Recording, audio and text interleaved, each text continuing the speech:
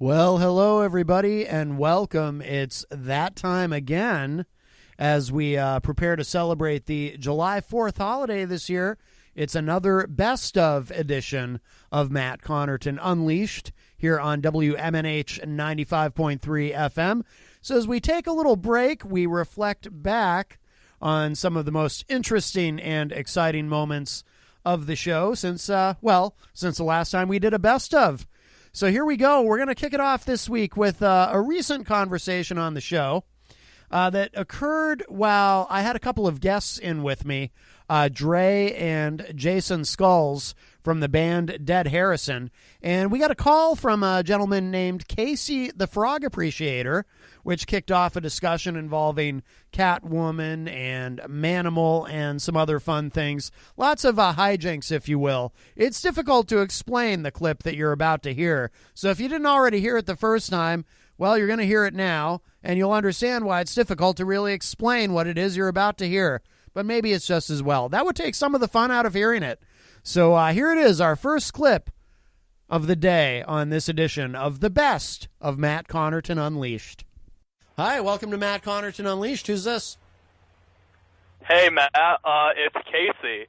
I would like to congratulate you on behalf of Frog Swamp on reaching 100 episodes. It's a huge honor, man. Great job. Well, thank you. Pizzas. Is this Casey the Frog Appreciator? Is that who that is? Yes, sir. It Wow. is, yes. At Street Frog Radio, yeah. Wow, very nice. Yes, I just saw you liked a tweet of mine, so I appreciate that. Yeah. That's how I put it all together. I should be a detective. Sir. I'm pretty good. I'm pretty good like that. Yeah. Yeah. See, are you? There you go. You like really into frogs, or what? What? Because I don't really know Yeah, anything about frogs you. are my favorite animal.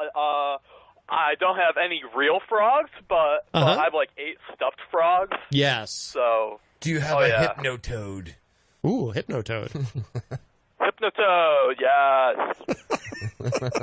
Well, that's Everybody obeys the Hypnotoad. Yeah, well, they have to. Yes. Well, Everybody. I'm a of course. hypnotherapist myself. I do. But, well, of course you do. So you have 8 stuffed frogs and a Hypnotoad. That's amazing. That's what they do up in Canada. I assume you're Canadian.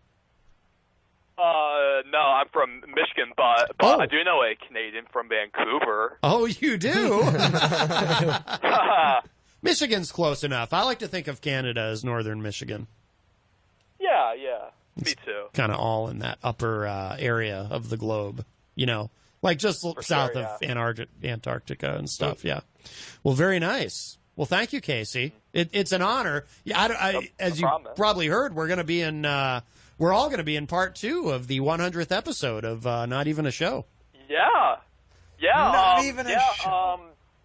I called Chris Sex. He's a guy in Houston who's into like aliens and all that stuff. Uh-huh. UFOs. He's a odd job. Just pranked him real good. So. Yes. Many people. There's a lot of very odd folks in that who kind of operate in that sphere of media, if you will. Oh yeah. There's some very there's odd people. JJ, of course. Wayne Brady. Jim Lockwood. R.I.P. He's not dead, but. Jim Lockwood, yes. I saw a clip of him waving a gun around. It's crazy. Lock egg. Yes. Lock egg. That's right. Wayne Brady? I didn't know Wayne Brady was even... Isn't he the guy that used to... didn't he used to do just like a normal talk show? Yeah, I remember Wayne Brady now. Pretty sure, but I hates JJ, so... Oh, Wayne Brady hates JJ? know. JJ McCartney? Yeah. The guy with the snazzy yeah. shirts? The shirt guy from Nebraska. Yes.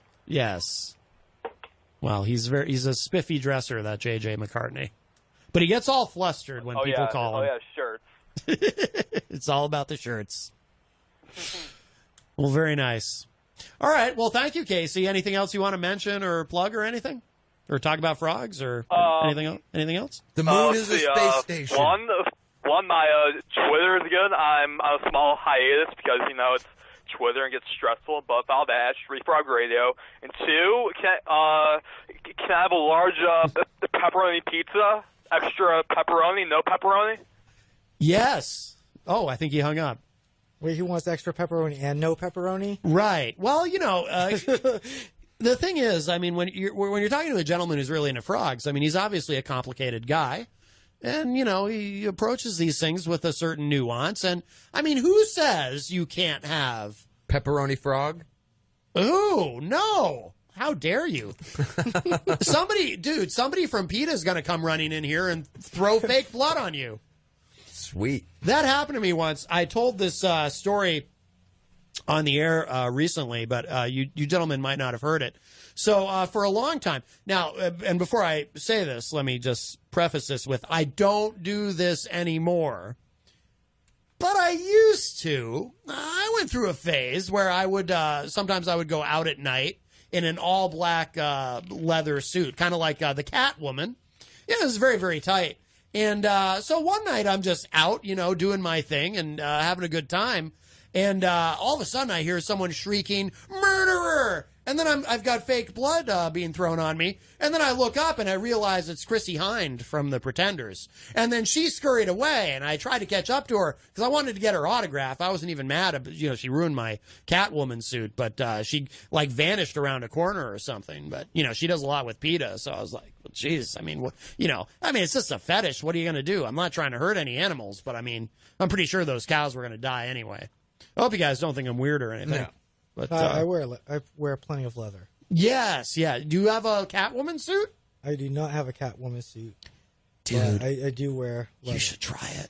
Catwoman suit. You should try putting one on. Duly noted. You should wear a Catwoman suit. You should try it. Just try it once. A Catman suit. You just kind of, I don't think they really make those. I think there's the Catwoman, and then, or you could be Batman or something, but that's no fun. But yeah, you just try it and just kind of, move around in a little bit. Yeah, well, I don't think there's a Catman. I'm per Catman. se. We can make a Catman. I don't think you can just make a Catman. I mean, I think there either is or there isn't.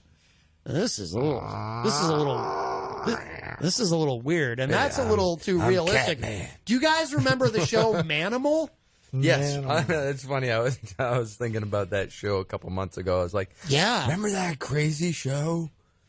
Manimal. Jason, you don't remember Manimal? I'm not sure I'm familiar with He used Manimal. to change into beasts. Yeah, like he was a man, but he would shapeshift into an animal. He was Manimal. Yeah, I must have missed that one. It was great stuff. It was I'll have to go back and check it out. NBC Friday nights. Really? That's what they were putting up to compete with Dallas. All right. Manimal. I think it lasted. Wasn't that like the same time era as what was that show? Nighthawk, the motorcycle show. Oh, but I think that actually lasted more than 7 or 8 episodes. It did. Yes, Nighthawk. Yes. And then there was another one that I remember, like this silvery car that had like a neon striping on it that also changed or did something. I don't remember that. It was a brief. I can't remember it either. I can't remember the name. It didn't stick out. It only ran, but it was around that same time frame. Okay. It's like those shows were the new generation of shows and cinematography. Right. Well, none of those shows could compete with Manimal. And do you remember who was in Manimal? Do you remember who played Manimal? No, he doesn't know. I don't remember his name either, but he was he was on the A-Team. He played the kind of stuffy, well-dressed guy, whoever that guy is. Yeah. He was also Manimal. Yeah. It's funny that you mentioned the A-Team because we decided on our way to New York this past weekend that we're actually the D-Team. Face. One of the guys was Face. Oh, yeah, on yeah. The show. Yeah. They called him Face. Yeah. But Face wasn't Manimal. It was the other guy. Correct. Yeah. The older one that smoked the cigar all the time. No, that was Hannibal. No, that was Hannibal. Hannibal wasn't Manimal. And it wasn't Murdoch. Manimal. No. What? And it wasn't Murdoch. Then which one was he? It was the guy who always dressed really nice, and I think he was British. Yeah, I thought that guy was Face was the one who always dressed nice. Oh, was it? See, I never really watched much of the A A-Team. I don't know. I guess the A-Team was more my show. Right, right. The Manimal I missed out on. Yeah, you probably pity the fool who didn't watch A-Team. Oh, I sure did. You see what I did there? Yeah, I know exactly what you did there. Yeah. So we have some, some Facebook Live activity. Let's see. So Michael Benedetto says, but we love our Matt. Can barely bring ourselves to prank him anymore. Well, that's very nice, Michael. Thank you. But again, I'll just remind everyone, just for today, for another 18 minutes or so, I am, as I wear this shirt, I am to be called either the Cream Master or Mr. Cream or Mr. Cream Master, or I'll even accept Creamster because it is Creamland Tuesday. Mr. Cream. I like that. I like that. I wish I could get this to do that when we take a call. That'd be amazing. I didn't prepare for this though. I just knew when I put the shirt on that today I would be the Cream Master. I didn't think about it earlier. I put the shirt on and I was like, I'm the Cream Master. You go to check your email and you hit that old out. You have cream. That would be great. I would love that. But then again, I mean, after this show, it's like, unless I'm like permanently the Cream Master. Unless you can't take the shirt off and you're right. It could be permanently affixed to me, and I'll be you know what? It could be my destiny to be the Cream Master. It could be my fate. Yeah. What if this is who I was meant to be my entire life? I was meant for this moment to be the Cream Master. And realize that you were going to open an ice cream shop. No, I don't want to do that. You were going to make the best cream. Yes, that I want to do. The cream that everybody will want for their coffee and yes. to make their ice cream. You know what I really want to make is the cream of the crop. Oh. Yes, and I'll be able to because I'm the Cream Master. That's what the Cream Master does. Yes. Then again, I might take this shirt off and just go back to being, I don't know. I don't know how this works. This is new territory for me. I never even expected to explore this territory until I put on the shirt and then became who I guess deep down I always was. Yeah, like you weren't the Catwoman. That was ages ago. Now you're the Cream Master. Right. Oh no. And I knew, like when I was wearing the suit, like I didn't think I am the Catwoman. I just thought, I'm having fun pretending to be the Catwoman. And isn't this awesome and arousing? I was thinking that, but I wasn't thinking, I didn't mean to say that last part out loud, but I wasn't thinking I am the Catwoman. Like I didn't feel as though I had transformed into the Catwoman. I just really, really, really liked wearing that suit. I am a cat. Until Chrissy Hines Hear ruined me it. meow. Yes. Let's see. Michael Benedetto says Wayne Dupree. Who's Wayne Dupree? Oh, instead of Wayne Brady, maybe it was supposed to be Wayne Dupree. Fred says, you just put all the referring to how you do the pepperoni. You just put all the pepperoni on one side of the pie and none on the other side. That's how you do so it's like a half and half pepperoni, half non-pepperoni. So half pepperoni, half cheese, I think is how you would order that. Not that we want to get too nitpicky about it with our new friend, Casey, the frog person. Let's see. Fred also says, did you say Catman suit or Catmandu? I think a reference to the Bob Seger song, Catmandu. And I'm not going to click that link, however, because I don't like that song. Let's see. Kristen Warner says, Simon McCorkindale. Yes, that was the name of the actor who was Manimal. And hello to Ryan Revolucious in the Facebook live chat. Let's see. So Greg said, earlier I was asking you guys how you sort of categorize yourselves. Greg said, I describe them as doom rock or doom metal. I like that. Tina Miller in the Facebook live chat. That's a new name to me in the Facebook chat. She says Manchester NH. Yes, it is. Is that someone you know? Manchester. Do you know Tina Miller? No. You were just talking about how much you don't like being in Manchester. I mean, New Hampshire. Manchester's not bad. It's just like... But it's no Nashua. I understand. I understand. But we have Greenland and Goldenrod. It's not Massachusetts. Right. Oh, yeah. You really hate that place. Yes. Apparently he does. I live in Massachusetts currently, and I actually kind of like it. Oh. Well, there you go. All right. So I don't like everything about it, but I like where I live. Oh, okay. Yeah. Michael Benedetto says Death Rock is a close approximation. Good stuff. Ed Murphy says Creepy Cream Man. No, Ed, now that's not very nice. I don't, Creepy Creamer. No, you're thinking of Easy G, Eric Gagnon. He's the Creepy Cream Man. I'm kidding, of course, Eric. Don't get upset. And, Rocky Huber says, as long as you wear that shirt, you shouldn't go to the bathroom, Creamland style. Well, I didn't bring a bucket with me. But I do have a shovel in case I need to dig a hole. If your urine looks like that, you might need to think about what you're drinking. Oh, no. I can get my urine to be this color. No, for real. If I take a lot of vitamins, this is true. Yeah, if anyone takes a lot of vitamins, if I take a whole bunch of supplements at once, like my urine will be neon yellow, sort of a yellow-green. I'm irradiated. And it's kind of awesome. I sort of fell out of the habit of taking my vitamins, but to me, the best part of taking my vitamins was going pee and seeing, like the I'm a superhero. Yeah, I mean, the 8-year-old boy in me just does kind of like that and thinks it's kind of fun. I don't know if that's weird. It would be fun. Yeah. Well, you should try it. Okay. Take a bunch of vitamins. Take a bunch of vitamins and then go take a big leak. And But very important, though, take a bunch of vitamins, but then don't drink water. Drink something else. Yes. Because if you just drink water, you run the risk of canceling out the fluorescence.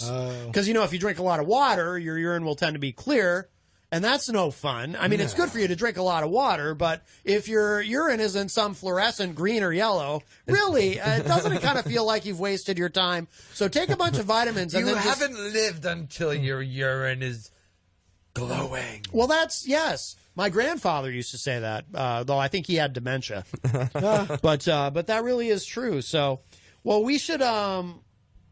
Let's see. Greg says that's why I love asparagus. Yes. why? Because it makes it smell bad. That's what I've heard. It makes it smell bad, but it does also change the color. Yes. Now, I don't like asparagus, so I don't eat it, but I might have to try it now that I've been reminded of that. Although I'd rather just take a bunch of vitamins. I mean, you could just cook asparagus up a different way that tastes good. Oh, I don't cook. Oh, yeah, that's not my thing. Yeah. I'm not very handy in the kitchen. I think I might have made a microwave pizza once. Wait, did I do that or microwave asparagus? Or did I just think about doing it and then not actually do it? I can't remember now. We have a call. We'll, all right. Take this. Hi, welcome to Matt Connarton Unleashed. Who's this? Your worst Hey, Matt nightmare. Connarton. This is Big Jim. I just wanted to say happy 100 episodes from Big Jim Nation. Well, thank you, Big Jim. Isn't it Big Jim Fridge? Yeah, it is. Oh, good. That's right. I want to make sure I get the full name. Big Jim. Do you guys know Big Jim Fridge? We do not know Big don't. Jim Fridge. He's a great guy. He's calling to wish us a happy 100th. Well, thank That's you. awesome. Thank you. Thank you, And Big that's, Jim I'm Fridge. not even. I'm thanking you for Matt. Yeah, you For can. Mr. Cremaster. Oh, thank you. From the Over Cream there. Master, Mr. Yeah. Cream Master. And Big Jim's thanking you guys. I've actually got I've got a quick question, if you don't mind. Also, Yes. do you deliver this early on weekends? To what? Oh, let's see. That was a little bit inside, but Sounded like another pizza reference. it is. Yes. A bit of Are a. you very close to a pizza phone number? Well, it is my favorite food. I'm always close to pizza. Very, very close. Pizza and I don't know if you guys know this, but it's my stomach's world. You all just live in it. Oh, And you should Okay. just accept it, and everything will be better. Sure. No, trust me. I already accepted, and everything already is so much better. Isn't it though? That's great. See, you just understand that that's the way it is. Yeah. I Yes. love living in a world of somebody else's bile. Yes. Thank you. You're welcome. Yeah, you don't want to live in a world of your own bile. Well, no, I mean it's my bile, it's my stomach, it's kind of my world. It's just how it is. Well, thank you for keeping it somewhat organized and healthy. I don't know if it's healthy. Well, it's definitely creamy, though. Yeah, well, I am Mr. Cream or Mr. Cream Master. People just tuning in late. Probably, I should probably remind because people just tuning in might not realize. So I'm wearing this Creamland shirt because it's Creamland Tuesday, and I'm a team player. So even though my heart belongs to Goldenrod, I said, you know what? I will wear that shirt. I will wear the Creamland shirt for Creamland Tuesday, and I actually feel really good about it. I mean, it fits well. It's a little loud. I mean, it's kind of bright, but I'm all right with it. And so for today, until 6 p.m. at least, during this program, you can call me the Cream Master. You can call me Mr. Cream. You can call me Mr. Cream Master, as you created an amalgam of the two earlier. That's nice. You can even call me the Creamster. That kind of sounds like a song, doesn't it? They call me the creamster. You're just another hyper polyalloy. What's that? What is that from? I feel like I should know that reference, but I don't. That was Terminator 2, I believe. Oh, geez, I haven't seen Terminator 2 since Terminator 2 was in the theater. So, Been a long time. I enjoyed it, though. I remember that much about it. Being an amalgam of An amalgam. An amalgam of Cream and Master. Yes. Yeah. It's all these things and more. What a great day. It's a great day for cream. It is a great day for cream. Yes. So I wear the shirt. I wear it proudly. I was very hesitant. I kind of feel like I'm cheating on Goldenrod a little bit. You know, I am a Goldenrod man at heart. You guys ever eat a Goldenrod? Where's Goldenrod? I have not. It's like over there somewhere. It's over like there. You got to go up the street. Maybe we'll have to In check it out up Manchester? the street later. It is in Manchester, Yeah. yes. We're both from Nashua, so I think Haywards would have been the I mean, I lived go-to, in Manchester at for least a little me bit, anyway. Yeah. And Creamland is in Manchester, sorry, too. Manchester. But, I don't like being in you. right. Well, But you're not in Manchester. You're in Mr. Cream's bile. Well, that's true. Well, both things are true. I mean, more than one thing can be true at once. You're really in both. Alternate facts. Well, no, this is just how it is. You're listening to the best of Matt Connarton Unleashed.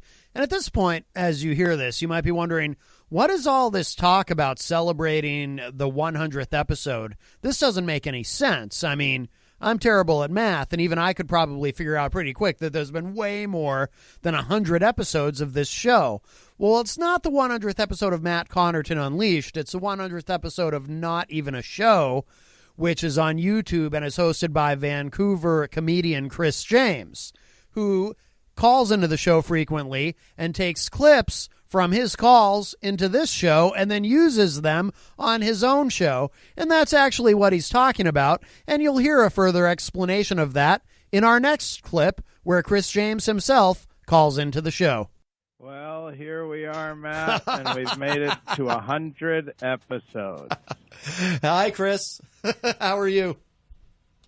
I'm doing well, thank you. Can you ask the Red Shirt twins what they think of this huge accomplishment we have here? 100 episodes. 100 episodes. I can't believe we made the 100th episode. That's wonderful for us. Well, it's not my show that's at 100 episodes. Then whose show? And I will be, and you can let the Red Shirt guys know I'm going to cut them out. They're not beloved characters or anything, so we have to cut some stuff for time, so they will not be included in the 100th episode spectacular. Right, Aww. right. We're not. Yes. Are we not creamy enough for the episode? We're not jumping around on desks well enough yet. I can change that. Oh, I don't do that. I don't do that either. I mean, if now I kind of want to see you jump on the desk. If you do that, I can guarantee you we will include you in the 100th episode spectacular, sir. But I'm confused though. Isn't the 100th episode already up? Oh, no, part 2 of the 100th episode is happening right now in real time.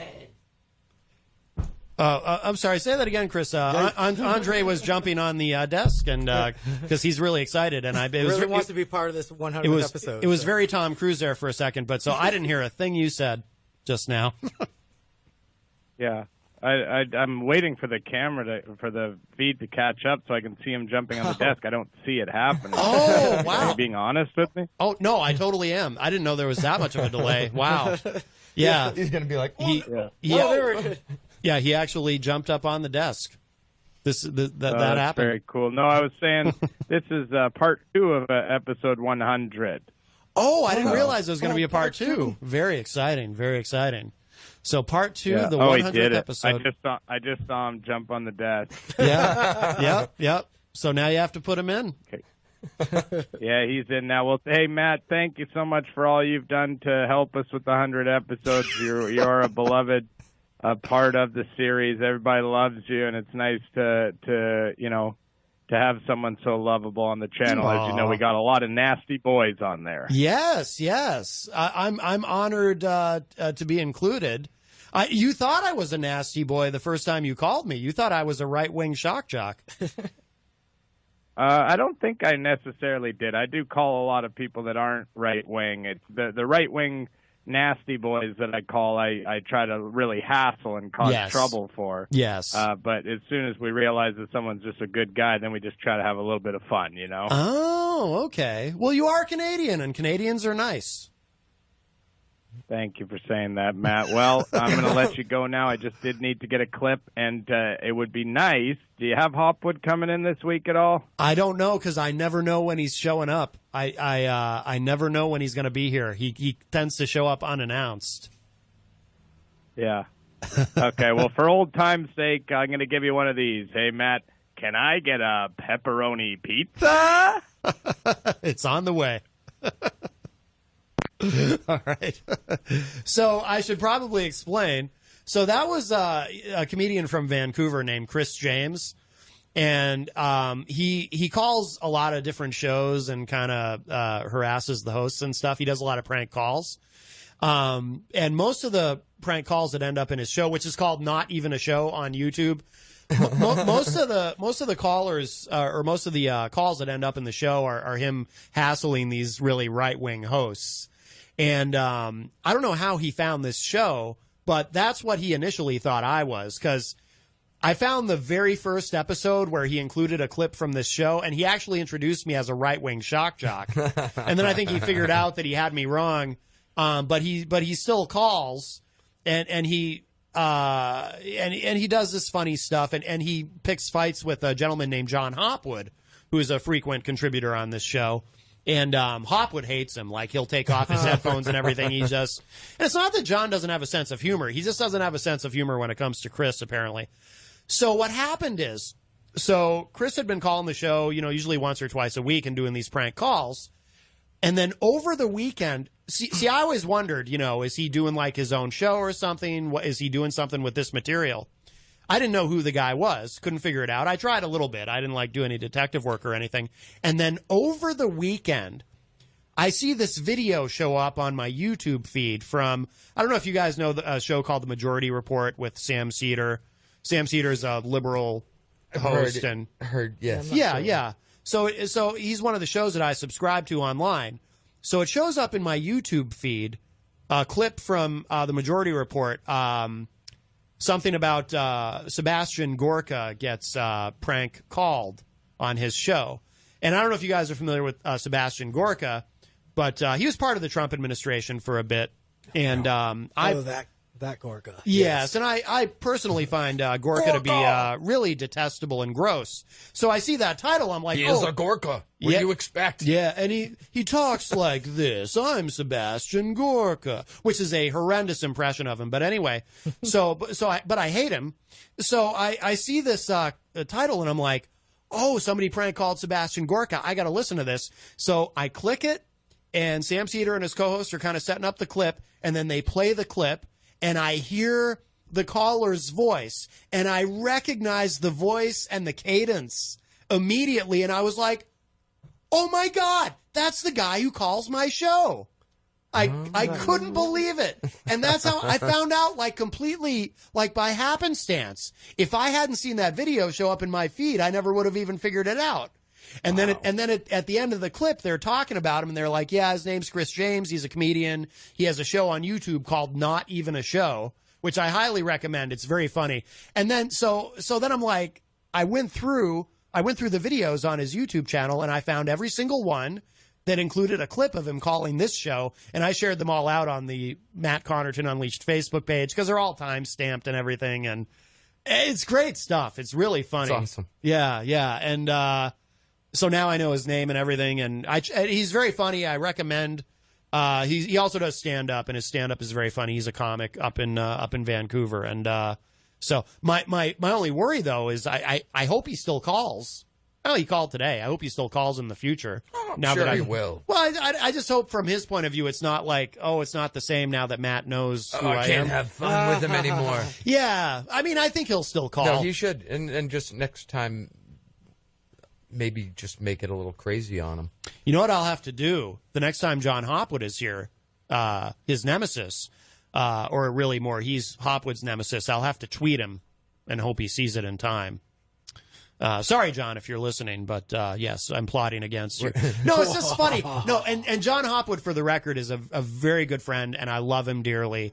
But just him reacting to Chris is hilarious because he gets all mad, which is like, what's to be mad about? He's just having fun. Just have fun. But John gets all mad. So anyway, so that was Chris James. That's my Chris James story. It does occur to me, the irony. Chris James does his 100th episode of Not Even a Show, which is a best of the past season or perhaps seasons. And here I am putting together this best of Matt Connarton Unleashed edition using a clip from Chris James of Not Even a Show calling into my show. So anyway, it's very, very interesting. Next up, here's a short clip. Again, this is me talking with the guys from Dead Harrison, Dre, and Jason Skulls about Jim Bakker's Staying Alive food buckets. I played something to open the show of a bit of a different gospel. That gentleman, Jim Bakker, who, did you know, by the way, we'll get back to the band in a moment, but I'm so fascinated by Jim Bakker. He sells these food buckets. They're called End Times food buckets, and that's what that song was about that I played. Okay. But it's really interesting. So apparently you buy the food buckets. Is it blessed? Oh, I would assume, yeah. I would hope so. Mm-hmm. But you buy the this food is buckets. The son that's doing this, kosher? right? This is what? The son that's doing this? No, this is Jim Bakker, the same guy from the 80s. The same guy from Jim and Tammy Bakker who wore the very colorful sweaters. Oh. That Jim Bakker. He got, yeah, he's still around. Okay. But he's selling these End Times food buckets. And the idea is you buy the food buckets so you're ready for the rapture. Of course you are. But the problem is, here's what I don't understand about his whole marketing deal. No ice cream. Well, no, there's definitely no ice cream because there's no way to keep it cold. Well, freeze-dried ice cream. Is that a thing? Can you do that? Yeah. Really? Like powdered ice cream? What the astronauts did? And then, I would imagine you just mix some water in it. And because sometimes you want ice cream when you're in outer up, space. You got ice cream again. I guess. Yeah. Well, the thing is, though, so you buy the food buckets so you're ready for the rapture, but if you get raptured, you're not going to need the food buckets. Exactly. So he's marketing these to people who, in theory, shouldn't need them to begin with, right? Because they're the ones getting raptured. He's making them question their faith. Oh, he wouldn't do that, though. Or would he? Because it's us poor slobs who don't get raptured who are going to need the food buckets, which apparently are filled with delicious food. Do you think sometimes people do these things to see if people realize how blatantly how blindly they buy things? I don't want to say stupidly, and I don't want to become derogatory towards people, but a lot of people are lacking some cognitive thinking when it comes to these things. Mm-hmm. That's where Dead Harrison and that's what bugs me the most out of all this stuff. And that's why I'm not involved in our political system and don't even get me there. Right. I'll be like, nah, I'm all set. Well, you're on the right show to say derogatory things about whomever and whatnot. We're very. No, me, I'm just like it's all a sham, and don't even pay attention to it. Just live your life and be kind to everybody around you, and that's a good treat everybody like an actual decent human being, and that's a good philosophy, and we'll all be fine. Yeah. You know, we all have jobs. We all know what we need to do and what we want to do, and how to make money and stuff like that. And it's like, people just need to have a little more heart in their day-to-day life. I agree. My theory about guys like Jim Bakker is that they're all, like, I don't believe he really believes in God anyway. I think he's an atheist because here's the thing. These guys who make money from religion, if they really believed in God, they would be terrified to do what they do because they'd be worried about ending up in hell for profiting from religion. So they're actually not religious at all. But the people who order... It's a big marketing scheme. The people who order their stuff don't know that. There's a term for them. Southerners, I think is what we... Okay. The Church of Dead Harrison is also taking donations. Oh, very nice. Very nice. Yes, please. We will take your money and we'll pray for you. And, we can give you some recognition. Yeah, thoughts and prayers go a long way. Wow. And throw it out there to the universe, Yes. $100 donation, we'll do it twice a week. Twice a week? Yeah, for $100? That's fantastic. Wow. Well, one of the long-running bits that we have on the show that also encompasses the morning show, or I should say it started on the morning show and also encompasses Matt Connarton Unleashed, is, Easy G, Eric Gagnon, who is the entertainment reporter on the morning show and occasionally pops in on my show as well. And he almost inevitably calls every day. No calls today, of course, because this is the best of Matt Connarton Unleashed, and it was pre-recorded. But so one of the long-running bits that we have is Easy G, of course, is an employee at Creamland, and I myself prefer Creamland's primary competitor in the area, Goldenrod. One of the reasons being Goldenrod actually has bathrooms that are open to the public. Anyway, so my heart belongs to Goldenrod, and I enjoyed wearing a Goldenrod shirt on the air. But recently, at the station, we had Creamland Tuesday. We finally gave in to Eric's demands, and at least for one day, we all embraced Creamland, including myself. I wore the shirt and everything, and I, live on the air, transformed, if you will, into, you could call me Mr. Cream, you could call me the Cream Master, but I really tried to embrace this whole Creamland thing, at least for a couple of hours, and then I was right back to being a Goldenrod loyalist. But here's a clip of my transformation into Mr. Cream Master. Hello to you all. And Rocky says, "Oh no, what is that hideous yellow thing on you? LOL." So this is my new Creamland shirt. Now, I would like to tell you all that my heart belongs to Goldenrod, because unlike Creamland, of course, Goldenrod, it's open year round, and they have a bathroom that you can use. However, Easy G did leave this shirt for me. They were wearing them on the morning show, and he left one for me. And I have to tell you, since I put on this shirt, I feel like a new man. I do. I feel you get that radioactive glow to you. Well, that's because it's neon, I think. But the thing is, I just feel like maybe I was wrong about Creamland. Maybe it is a great place. I mean, granted, they have no bathrooms there, so you order your food, right? And then if you're like me and you have a very fast metabolism, they have bushes, right? I don't know if they do. I don't know. It's not like it's out in the woods, so there's no place there you can evacuate your bowels. So you got to either bring a bucket or you got to rush home or go somewhere else. I don't know what you do, but I almost think I can look past that. I put on this shirt and I just feel like, I don't know. I'm keeping an open mind about it. The Creamland thing. It's because it makes you feel safe. I think Nobody's going to run into you. Nobody's going to run you over. Right. Nothing like that could happen at Creamland. No. Which is not to say anything like that would happen. Like that. What's that? Especially in a bright shirt like that. Right, exactly. So Pete Troublemore says, no, Creamland is way inferior, Matt. Well, I'm not saying, now this gentleman's trying to talk me down. I'm not saying that I'm a Creamland guy now. But today is, and I don't know if you gentlemen heard about this, today is Creamland Tuesday. And so I've decided, in the spirit of it, I'm embracing this shirt, and or it's embracing me because I'm wearing it.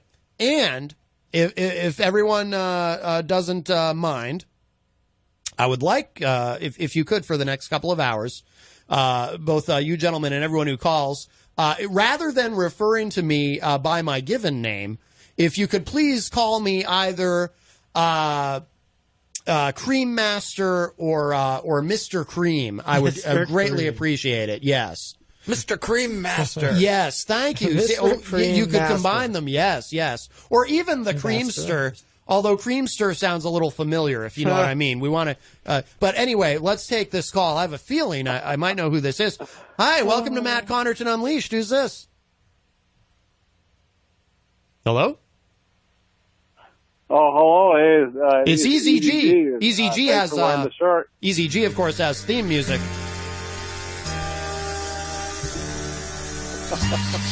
I've got to play the theme music for Easy G. In the house.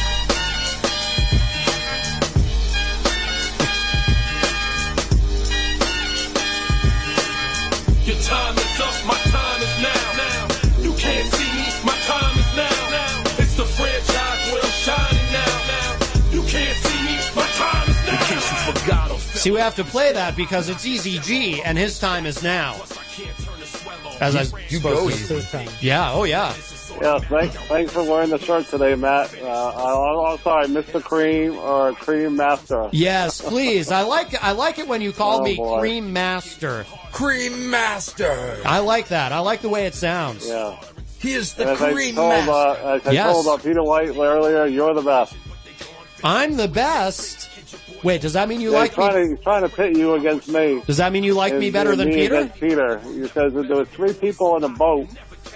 He said one had to go. He said, who would go? He said, oh, let me think of, oh yeah, you're going to go. Right, and I do agree with Peter on that. Yes, the two of us would have to He's trying grab to make me you pick. and He's throw trying you to into make the me ocean. pick a favorite. He says, you're always telling everybody that Matt's your favorite. He goes, how about me? I thought I was your favorite. Right, but That's a you. pretty rotten trick, though. Huh? 3 people That's- in a boat. He said, who would go? You have to pick. Oh, you're going to get thrown out. Right. Well, Peter and I are in agreement with That's that. not nice.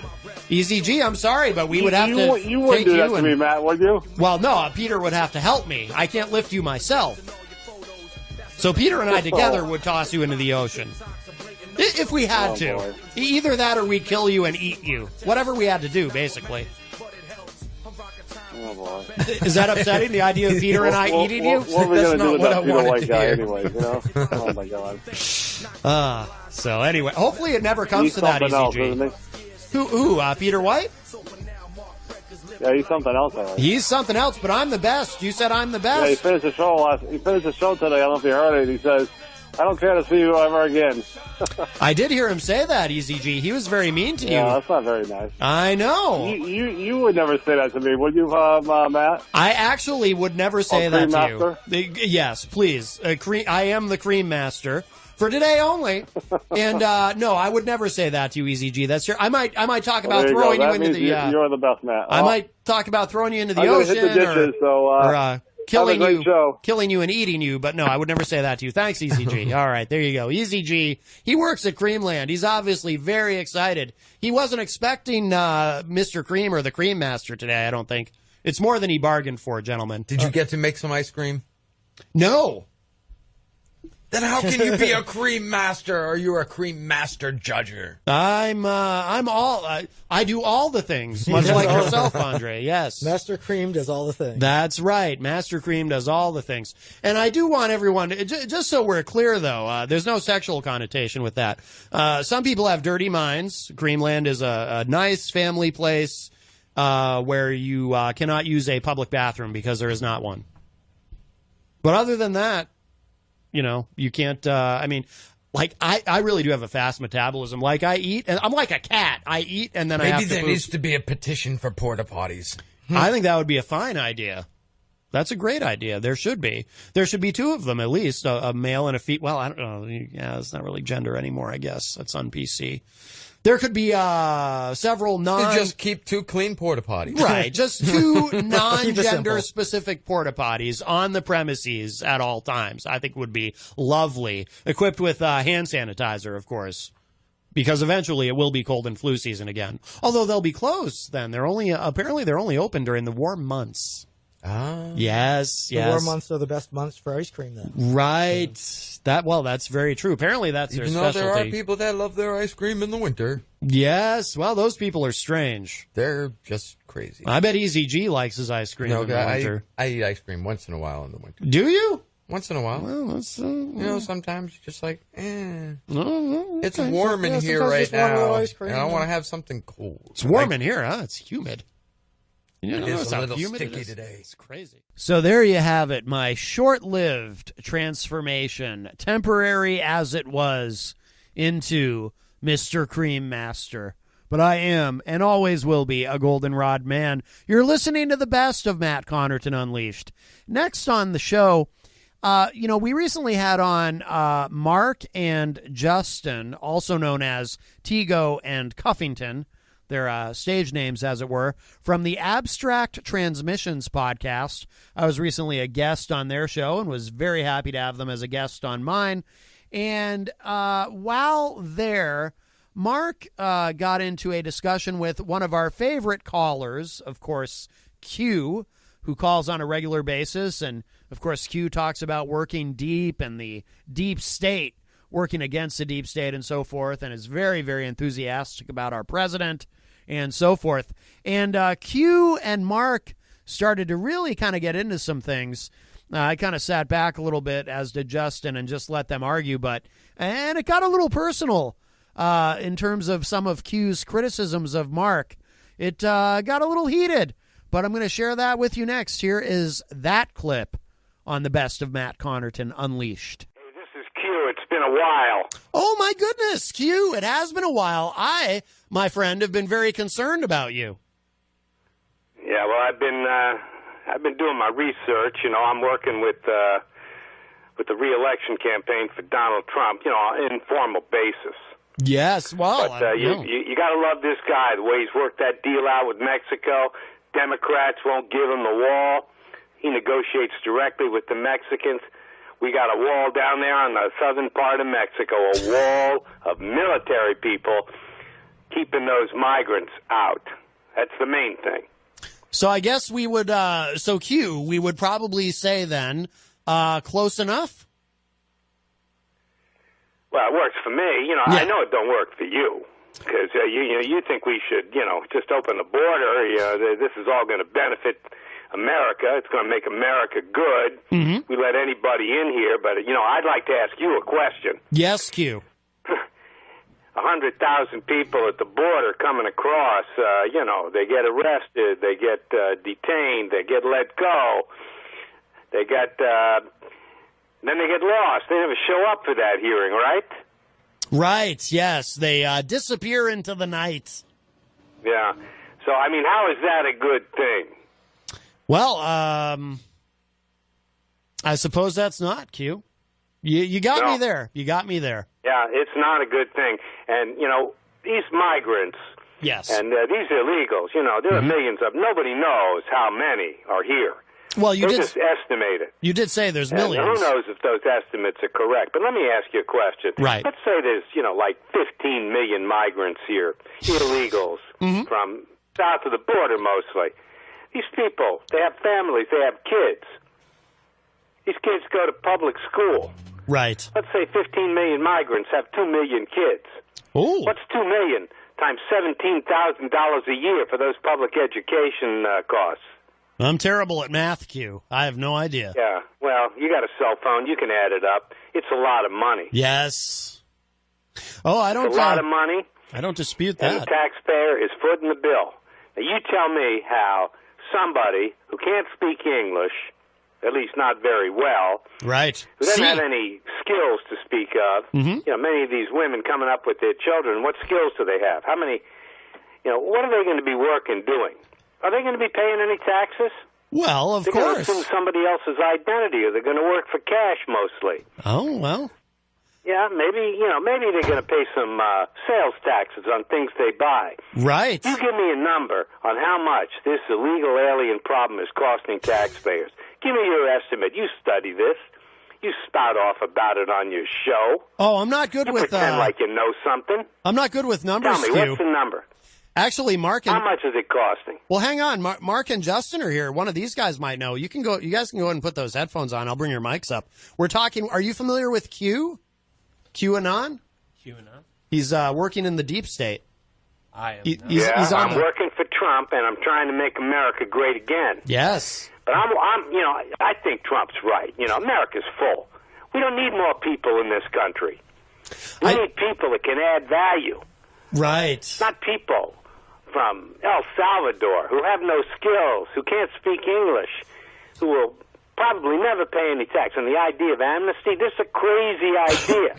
You give them citizenship, they're going to, even permanent residency, they're going to be eligible for all those social programs. Yes.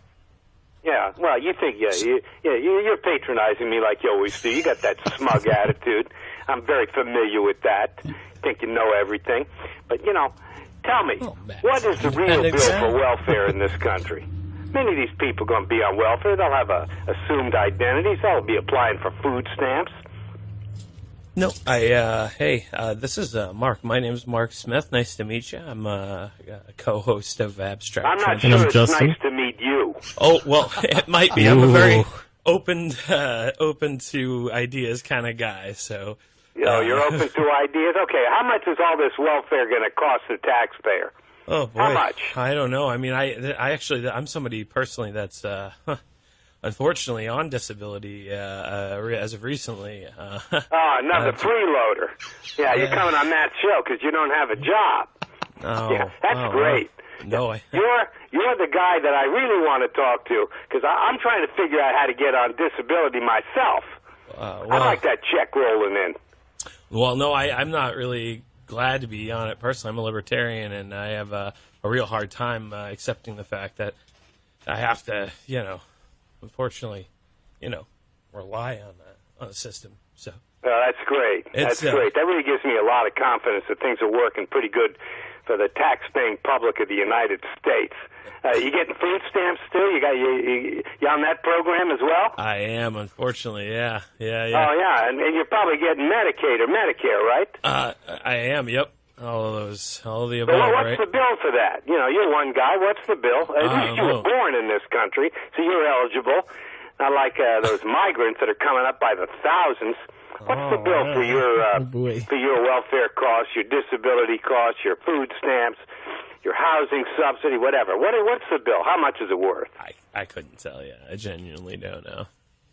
You don't know? No, I have no idea. I was idea. Up until recently, well, I was. Why should you? Why should you really calculate that? You're right. You're right. What about the other guy sitting next to you? I was working. He looks like he's disabled. I was working up until recently.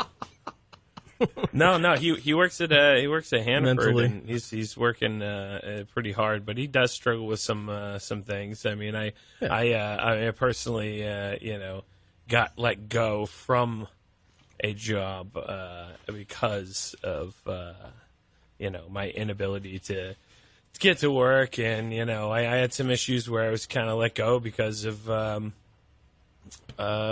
basically my call-outs and attendance because of my disability. So it was really unfortunate.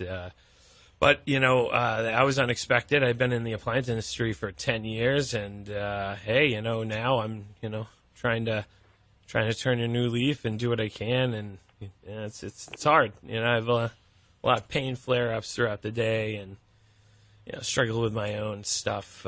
So I understand your frustration, but I think your frustration with the immigrants is kind of unfounded, when really what you should be scared of is the robots, I'm glad my you friend. brought that the up. robots. The robots are going to take your jobs, and they're already doing it. And it's going to be an unstoppable force that nobody in Congress is prepared for. And there's only one person running for president that's even thought about it. Dude's name is Andrew Yang. I just heard about him somewhat recently, and I'm usually not. Yeah, the guy that wants to send a check to wants to give everybody. everybody Where the hell is all this money coming from? If nobody's working because we got machines doing everything, where's the money going to come from? The machine labor. You ever heard of taxing autonomous the labor? machines You are gonna can't be paying taxes? tax robot labor. That's what I'm saying here. Hey, listen, pal, let me tell you something. Corporations just got a 40% tax cut. You know why? Why? I'm waiting. Because they finance political campaigns. Yeah. How many political campaigns are you financing? Oh, Zero. That's why you don't have a say. Well, I hopefully my vote is a say, but who knows? My other libertarian friends, the real hardcore, anarcho-libertarians, they don't believe that there is a say. They believe that there's absolutely nothing there to be voting for, and that the entire political system is unsustainable. And I can't say I blame them in a lot of aspects. We have a really bloated What's wrong system. with And paying your way? We didn't have all this welfare. This is new. Democrats gave us all this welfare. I don't have a problem paying my way. I'm okay with paying my way. My problem is that when I was paying for health insurance, $260 a week in health insurance, I still, with all of my issues with my ankles and whatnot, was paying hundreds and hundreds of dollars before I could even get anywhere near a copay that I couldn't afford because most of my paycheck was eaten up by the healthcare system. So when you say that, I mean, everybody loves the idea of free market capitalism, and I do too, but I don't think this is free market capitalism. I think it's corporatism. And, there you go. My opinion really means nothing in the world of anything, but I think corporatism is the real problem there, not necessarily free market. Well, they're capitalism. running things, right? The corporations are running things. They don't need That's how to. it should be. They can have people. They're the run ones that are making the profit. They're the ones employing people. Yeah, they're the ones running it into the And ground. they're the ones financing political campaigns, and that's why they got a 40% tax cut, because they own Congress. Well, look at They own Congress, Well, and look you at know this. what? You ask Let me about. tell you Hey, something. listen, you Just ask a about. matter of time before they come for your disability payment. Hey, I don't Just a matter doubt of it. time before they come for your don't food doubt stamps. it, sir. I do not They're going doubt to take everything. They're going to take your subsidized housing, your Medicare. They're going to take your cane away from you. it. Yeah. You'll be selling apples on the street. Yeah. Because that's what's coming. That's what's coming, because Democrats have wrecked this country. They're coming for Think about everything, it. right? Almost 200 years. What about my guns? They're going to come There for was that. no welfare. There was nothing. There was no food stamps. There was no Medicare. There was no Medicaid. People had to work, Well, then, or their families had to take care of them, or they died in the streets. Jump right in. Jump right in. Natural This is fun. selection, pal. Well, listen, let me ask Darwinism. you a question real quick They've about thrown it that. out the window. Let me just throw an They've idea forgotten the at whole you. thing. Can I? That's why Donald Trump is now president of the United States. People see it. The free lunch is over, pal. No, what they saw And Trump is going is to they stop saw a all those problem. people coming up from those Central American countries, can't even speak English. They're bringing their kids. They're going to put them in our schools. $18,000 a year. They probably can't learn anything. You know what?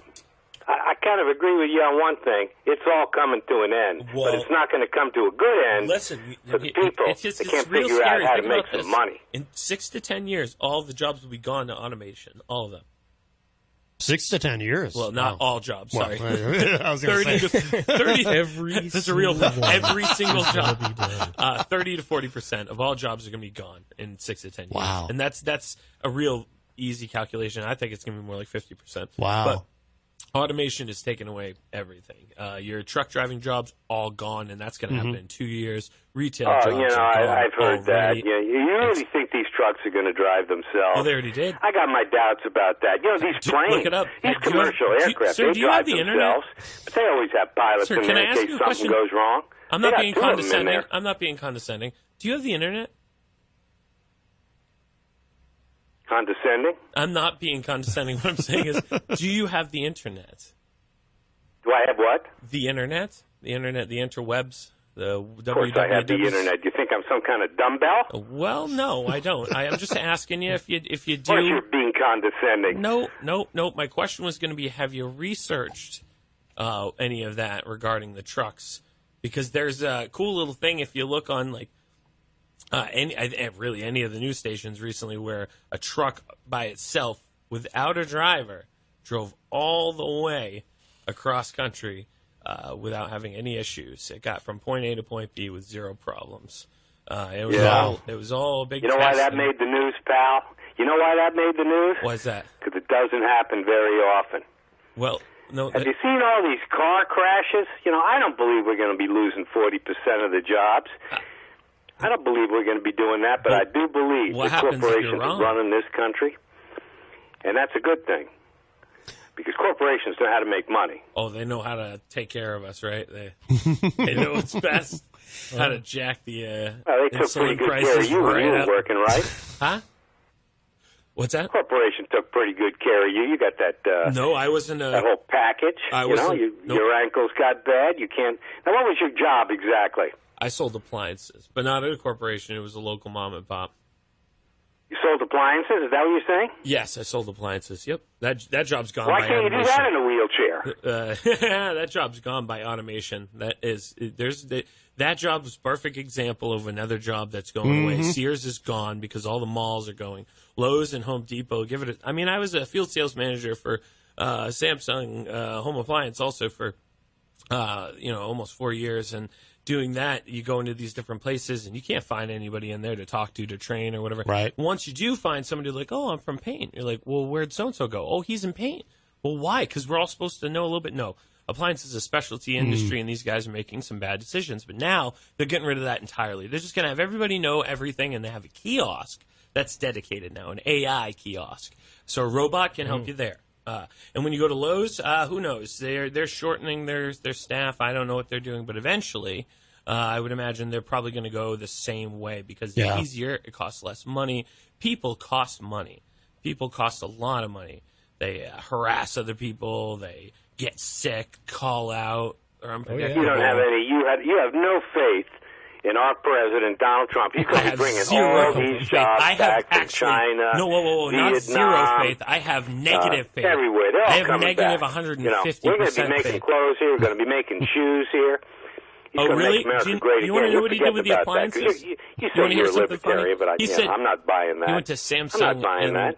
LG, and I know, I worked in the appliance, and you went to Samsung and LG, and he goes, we're going to bring your plants over here, and that's what's going to happen. And Right. Samsung's like, well, why? Well, because if you don't, you're going to pay more in taxes because Donald Trump's going to make America great again. They're go, okay, we'll do that. That's fine. We'll bring all of them over here. And Donald Trump's like, major win for the American public. According to you, the robots are going to be making everything anyway. Well, what difference does it make? If the God robots damn make right. the, So here's the products another in thing China, that Donald Pakistan, Trump just or the did United not States. win It's going to be a for. machine putting all this stuff together, right? Donald Trump just kind of overlooked that. He goes, oh, well, yeah, it'll just come right. See, I got LG and Samsung to make their washers and dryers back in America. Look what I'm doing. Make America great again. You got them to bring their You know what robots I here. think? I think Unmanned he's just another labor Bolshevik here. that hates Donald Trump.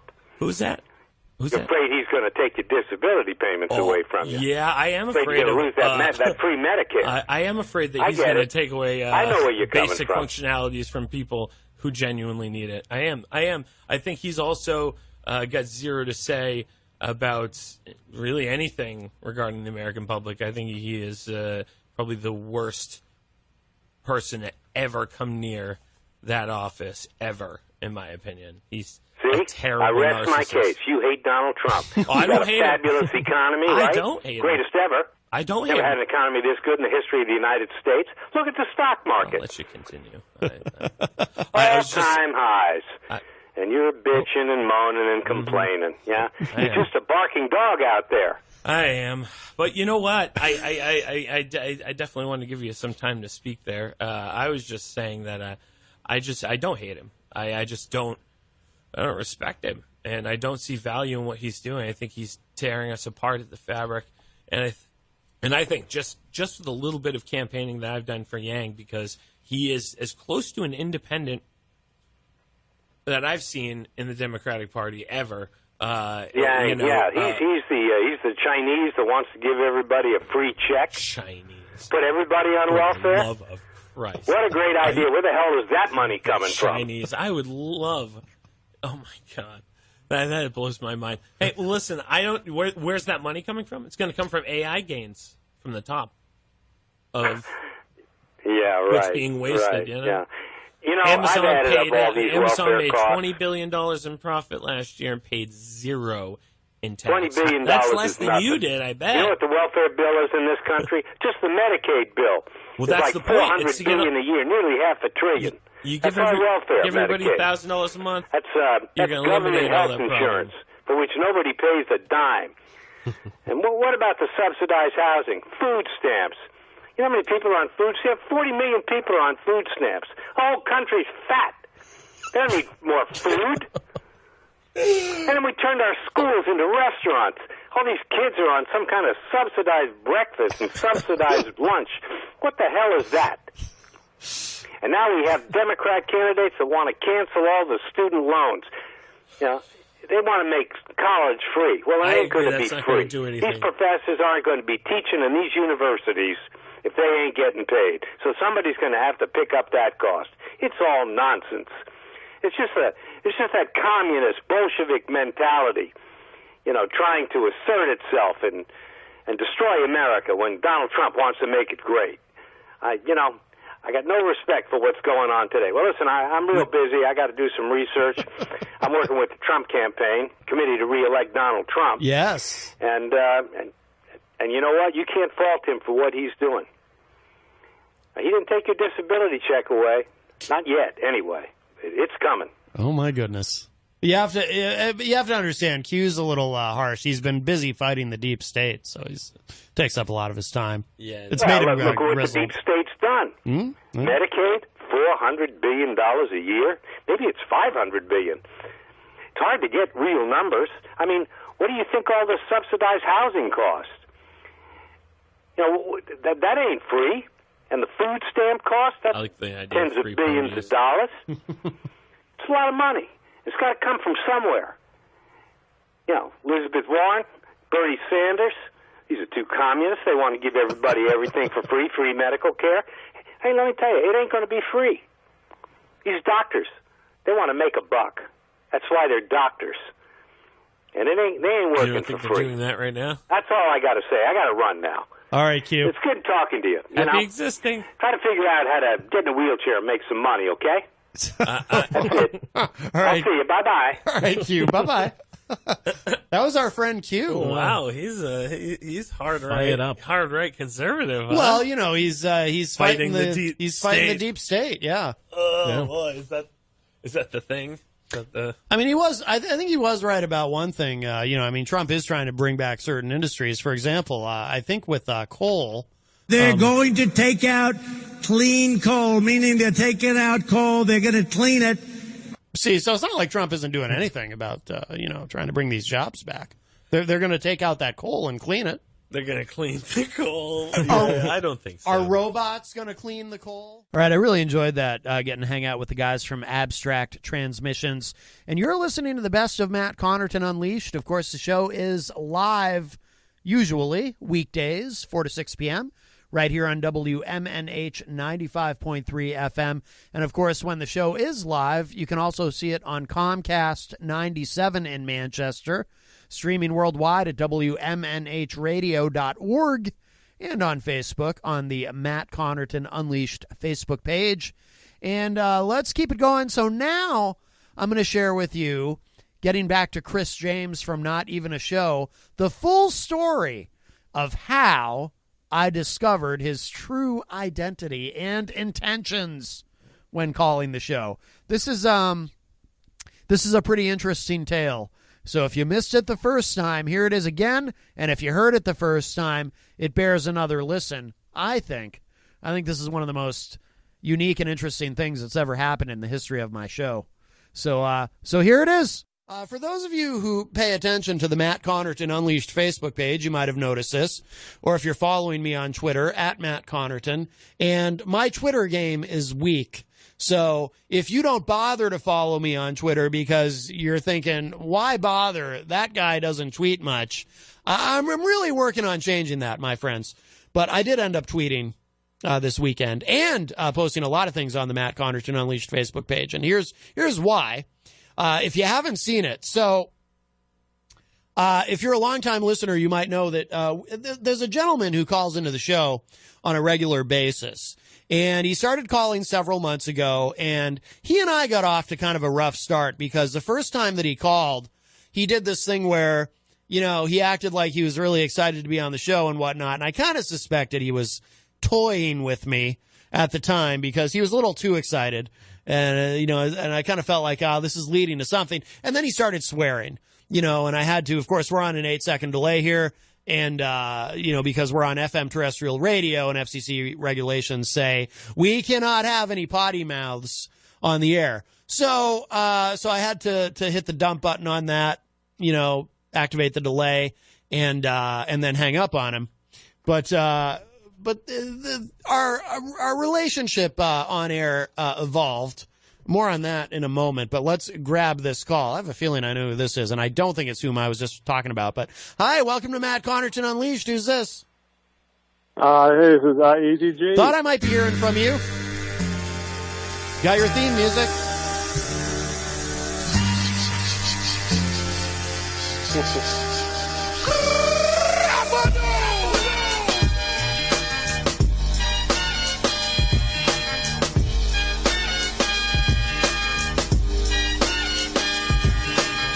Your time is up, my time is now. You can't see me, my time is now. It's the franchise, well shining now. You can't see me, my time is now. In case you forgot or That's right, it's Easy G. His time is now. Yeah, hey, did you get your present from Nicole, your Creamland shirt? Well, I have it right here in my hands, Easy G. It's quite tomorrow fluorescent. It's going to be Creamland Tuesday at the radio station. Creamland so I'm hoping Tuesday. You'll wear your shirt. So we're all getting free ice cream from Creamland? No, right now they're going to get a free T-shirt. And Daryl and Peter are going to wear it tomorrow. Oh. Goldenrod a shirt for Peter you. is going to wear a Creamland T-shirt? Yep, tomorrow's a made-up holiday. It's going to be Creamland Tuesday at the radio station. Creamland Tuesday. Has President Trump signed an I'll be wearing executive my shirt order? tomorrow. Oh, I bet you will. Well, it's a lovely shirt, Easy G. Thank you. And I will... oh, wow. What's going on the back here? Here, let me hold it up for people watching online. They can see the back. There's like a family... And okay, now I have a concern about this shirt, Easy G, and you're a religious man. Nice and bright for you, so people can see you a mile away. You're a religious man, Easy G, so let me ask you a question. I want to know if there's any conflict here. On the back of the shirt, there is a family who appears to be stuffing their faces, and I believe gluttony is one of the 7 deadly sins, Easy G, and this family... on the back of the shirt has no place at Creamland to evacuate their bowels afterward because there's no public bathroom. Yeah, so I do have a couple of concerns. I have a couple of concerns about the artwork. You eat the food and you go home. And then you go home and poop. And you eat it there. And you have your own bathroom. Right. I think we've discussed this before. I think we have discussed this before, Easy G. All right. Well, anyways, enjoy the shirt.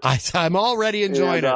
Yes. I'll be listening to the rest of your great show. Well, Matt in the afternoon. Matt in the afternoon. Yes. Thank you, Easy G. That's the new name of the show. It's not Matt Connarton Unleashed anymore. It's Matt in the afternoon.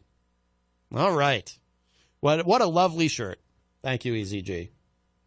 I will wear it tomorrow because I'm a very nice man. This whole tough guy radio persona, it's really, that's all it is. Oh my goodness. Hello to Amy Ferguson, who says, hey, big bro. Amy is my, half sister. It sounds so odd to say that, I know, half sister, but we have the same mother. We do not have the same paternal, unit. Hello to Rocky Huber, who says, don't go that low. Don't wear that shirt. Oh, Rocky Huber, does not think that I should wear the Creamland shirt. All right, that's one vote against it from Rocky Huber, and hence Rocky Huber gets the air horn. So, to finish my story, hello to Wayne Noel, who joins us in the Facebook live chat. Wayne's already heard this story, but to finish my story, so this gentleman had been calling to the show. Like I said, we got off to a bad start because he had sworn on the air, and you can't do that. And so I had to dump it, and I hung up on him. And then I went into a little bit of a rant, if you will. I vented about how I'm a little bit different than your typical radio talk show host. In that, Amy says, I just call you my brother. Well, now I feel badly for referring to you as my half-sister. I should just refer to you as my sister. I feel bad now. Okay. I went off on a rant after his call about how, I am different from most hosts in that if you do a prank call into my show and you actually put some creativity and imagination into it, not only will I not get upset, I'll go with the bit. I'll try to work with you and improv something and have fun. Like, I'm not the guy that just gets mad and hangs up like, well, pretty much everybody else, every other host who's ever taken a prank call. Here's the thing. I admire the art of prank calling. And I know that sounds odd, but I'm very genuine and serious when I say that. I'm a big fan of it. But again, it has to be done right. Like, for example, on YouTube, there's these compilations of just, if Paul Cormier is listening, he knows what I'm talking about. These compilations of just hours and hours of Sal and Richard from the Howard Stern show, crank calling these different radio stations, calling these, swap shop shows, if you're familiar with that. Just stuff like that. It's brilliant. It's just genius. I love that kind of stuff. And, I keep it very, very loose on this show, as I'm sure you've noticed. Now, granted, I also have an advantage here that probably most people don't have in terms of a show, in that they are gloriously hands-off here, which I very much appreciate. They let me do my show my way, So, I'm not required to stick to some sort of format and all this. So I have the freedom to do that and change gears whenever I want to and have fun. So even in the middle of a deadly serious topic, if someone calls with a prank call and it's genuinely clever and funny, I'm into it. I'm all on board. When I used to be Norm's co-host back then it was called Norm's Psychic World. When I used to do the TV show on Channel 23 with Norm, we would get crank calls all the time, or prank calls. Is it prank or crank? I guess it doesn't matter. The terms are somewhat interchangeable. Prank sounds a little nicer, though, than crank, doesn't it? We would get calls all the time like that. And at first, Norm was very uptight about it. And he would tell me, oh, just hang up, just hang up. And I would resist that. I mean, I should have done what he said because it was his show, right? I was just his co-host. So he's really the guy in charge. But I would try to kind of, I would just pretend I didn't hear him say it or something because I didn't want to hang up because I wanted to see where it was going. I mean, that's just my nature. It's like, okay, someone's taking the time to prank call us. Let's see where this goes. This might be funny, and if it's lame or if they start swearing, because you can't do that on the air, then we'll hang up. And, that's why we're on a delay, but let's see what happens here. And Norm eventually kind of came around to my way of thinking on that to the point where there was a guy named David Grover. I have no idea whatever happened to him, but he would call us regularly. He was a local guy here in Manchester, and we ended up becoming friends with him. He started showing up at our events because we used to do these events, and we'd hang out with him. And he ended up, he was a really nice guy. But, once we started to play along with him, we kind of won his respect, and it became like we had a rapport. So it was more than it wasn't like some dude calling us and harassing us. It was like we were having fun. So, but that's how I've always been. Well,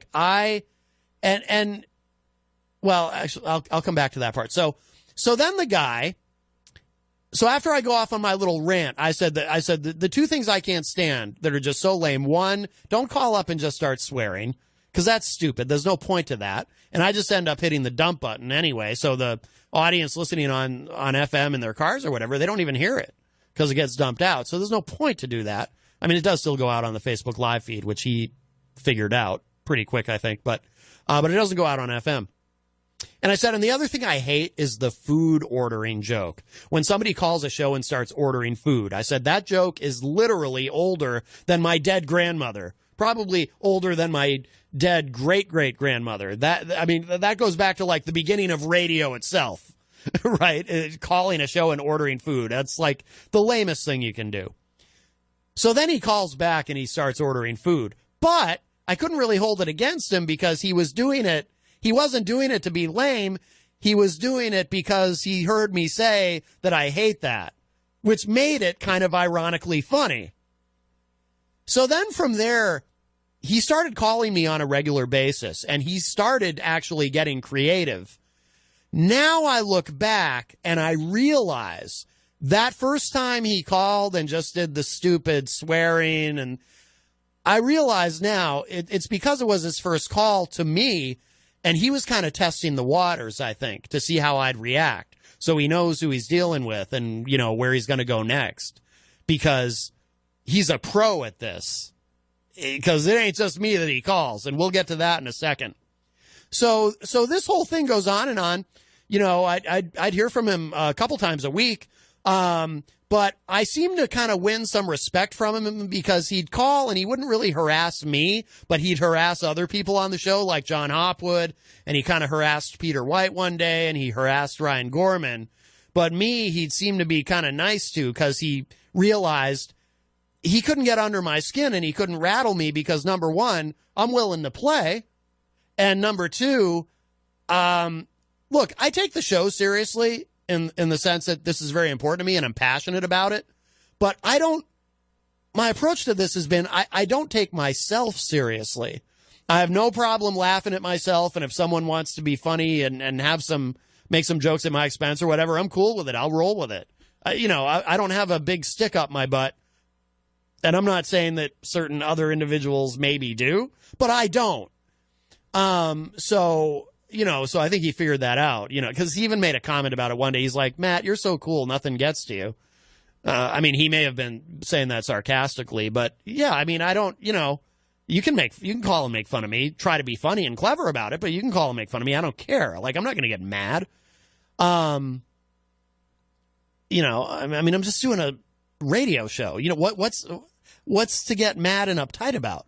So anyway, so there were some pretty epic moments where he really upset John Hopwood. John Hopwood now, whenever this guy calls, and I'm still referring to him as this guy, even though now I know his name, because we'll get to that point in the story in a minute. But so now whenever this guy calls, because we recognize his voice right away, Hopwood takes his headphones off. That's how much he hates him. Hello to Fred Bonig in the Facebook live chat. Let's see. Amy says, have you seen or heard of ownage pranks on YouTube? I have not, but I will look that up. So this has been going on for a while. Now, over the course of these calls, he said something really interesting one day. Because keep in mind, through all of this, we don't know anything about this guy. Sometimes he calls, he says he's from Idaho. Other times he calls, he says he's from Canada. We don't really know what's real. We don't know if he's doing something with these calls, right? Or if it's just something he's doing for fun, if he calls other shows, or if he just for some reason targeted my show, or what. Like, we know none of this. And obviously I'm very curious about it, but I'm also not going to come right out and ask him on the air, because I don't think he's going to tell me, because he's not going to, because that would just be awkward, and I don't know, it would just kind of ruin the whole thing, right? So I never bothered to ask him, because he's not going to tell me anyway, or at least I don't think he would have if I had asked him. So, but he dropped a very interesting clue one day, and it was during a time when he was arguing with Hopwood, and Hopwood's getting all mad, and Hopwood said something to him about, why do you do this? Why are you wasting your time calling this show and bothering us or whatever? And the caller said something about, well, you have no idea what I'm really up to. I'm doing something much bigger over here. I got my own thing I'm doing. And when he said that, I thought, I think this guy's doing his own kind of show, and he's using prank calls, and I bet he calls other shows and he's putting them into this show. But I didn't say anything, because, again, I wasn't going to come right out and ask him, because I didn't think he was going to tell me anyway. So, but I thought that's a big clue. But then again, I also didn't know, was that a serious comment when he said that? Or was that just a throwaway line, and he's really just a guy who likes prank calling our show? I didn't know. So I didn't really say anything. But there was something else he said, too, at another time that we'll come back to later. So let me get to what happened this weekend, what happened on Saturday. So all this time, I don't know who this guy is. I'm curious, but I'm not terribly obsessed or preoccupied with it. It's like, well, maybe someday we'll find out. But in the meantime, I look forward to his calls, and at this point, I genuinely do. I mean, there's been some, I think it's funny when he harasses Hopwood. No offense, John, if you're listening. I love you, and I consider you a great friend. But it is funny to me when you get upset with his calls, which is the only reason he does it, because you get all worked up and you let him get to you. That's what makes it humorous. But he called one day as this character Yugless, which was by far my favorite. The Yugless character is awesome. He's only called me with it once, but he's called other shows with it. So here's what happened Saturday. Saturday, I'm online and in my YouTube feed. So, I subscribe to these different political shows on YouTube, and one of them is The Majority Report with Sam Cedar. So, so if you subscribe to a show on YouTube, for those of you who do this, you get a little notification when there's a new clip or whatever. So I see something show up in my YouTube feed, my suggested videos, from The Majority Report with Sam Cedar, and the title of the video was something about Sebastian Gorka pranked by caller. So I see the title, and I think, well, Sebastian Gorka is someone whom I find very detestable and vile and gross. And I've heard Sebastian. You know, of course, he worked for the Trump administration for a while, and I've heard his radio show, and I've seen his appearances on C-SPAN or whatever, and I think he's a very despicable person. So I see that someone had prank called his radio show, and I was like, oh, this sounds like something I would enjoy listening to. So I click the clip, and of course it starts with Sam Cedar and his co-host Michael Brooks, and they're just kind of talking about what we're about to see and kind of setting it up. And then they go to the clip of Sebastian Gorka taking this call. And as soon as I hear the voice, Sebastian Gorka, he answers and, he's like, hello, caller. Welcome to Sebastian Gorka. I know I do a terrible impression of him. God, I just hate him so much. Anyway, so he takes the call and the caller starts speaking and immediately I recognized his voice and I was like, oh my God. That's the same guy. That's the guy that calls me all the time. I couldn't believe it. I recognized his voice and his cadence immediately. And I really was genuine. Like, I was so excited. I was like, oh my God. He does call other shows and he pranked Sebastian Gorka. It was exciting to me on multiple levels, partly because I hate Sebastian Gorka. So it was nice to hear someone harass him. And partly because I couldn't believe that it was the same guy. And then, And it was great, and the call was very funny, and he insults Sebastian Gorka, and then after the clip, Sam Cedar and Michael Brooks are talking about who the guy is. So I was able to finally figure it out. So his name is Chris James. He's a comedian from Vancouver, so he actually is from Canada. So he's telling the truth when he says he's from Canada. Sometimes he says he's from Idaho. He has a show on YouTube called Not Even a Show.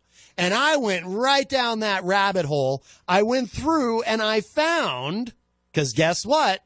There's a whole bunch of episodes that feature clips of him calling this show.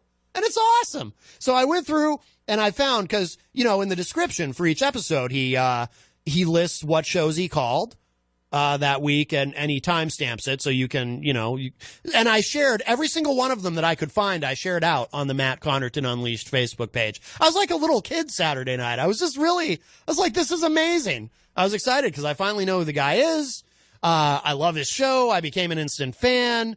And I watched some of his stand-up comedy too, and he's very funny. And I was just like, and I'm watching him harass these other hosts too. So there you go. So his name's Chris James. Now, one thing that's weird is, so everybody else who he harasses, first of all, they all handle it wrong. Like I'm the only one he calls who actually is interested in going with the bit and having some fun with it. Everybody else, like I said, they all get rattled and nervous and freaked out. And this one guy who was waving a gun around, what's his name? Jim Lockwood, I think. Some D-bag. So I wasn't really familiar with Jim Lockwood till I watched Chris's show, and I was like, wow, this guy's awful. His favorite target seems to be this right-wing guy named J.J. McCartney, who, and there's a joke about shirts. And you'll have to check it out. It's called Not Even a Show. It's on YouTube. So, but anyway, so yeah, I went through, I found all the ones with Matt Connarton Unleashed. And then I started watching some of the other ones. But so here's the weird thing, though. So everybody else he hassles is, hassles isn't quite the right word, but pranks is, he does hassle them. I don't see it. To me, it's not a hassle. But everyone else, they're all like these right-wing talk show guys. So I'm like, there's nothing right-wing about me. I mean, so I'm kind of the odd man out here. It's like, but I found the episode of his very first call to this show, and he introduces each clip. And when he introduced the clip of his original call to this show, he actually refers to me as a right-wing shock jock Matt Connarton. So from that, I was able to figure out, okay, so I'm not sure how he found the show, but for whatever reason, he had the impression when he first started calling me that I was one of these right-wing talk show hosts. And, you know, now he knows I'm not, clearly, but for whatever reason, now, I have theories about why he might have thought that initially. It's not the first time that that's happened. Because I'm certainly no conservative. I've never been a conservative, but I'm not really, I don't consider myself a liberal either. I mean, I'm kind of centrist and libertarian in some ways, and I do agree. But what might have happened is, because this has happened before, I do agree with conservatives on, you know, a few things at least. You know, my views on guns and the Second Amendment, I tend to be kind of conservative on that. And, or if he happened to hear one of my rants about how I think political correctness goes way too far and I have a loathing for, you know, far left social justice warriors who I think are just way out of control, which is not a very liberal sounding thing to say. That's something that conservatives often complain about. So depending on what he might have heard in terms of content when he initially stumbled upon my show, depending on what I was talking about in that particular moment, I can see how someone, because like I said, it's happened before. Other people have mistaken me for a conservative, even though most people say, oh, Matt, you're such a liberal. Why don't you just admit you're a liberal? Which, again, I agree with liberals on all kinds of stuff, but I'm an independent. I don't feel like I fit into a box, you know? So that might have been how that happened. He only referred to me as a right-wing shock jock that one time. And in every clip after that, he does not refer to me that way. So anyway, so I was very excited, and I ended up, so then I was like, I got to figure out a way to communicate to him that I figured out, who he is, because it's just so funny that I figured it out so, like, completely by accident.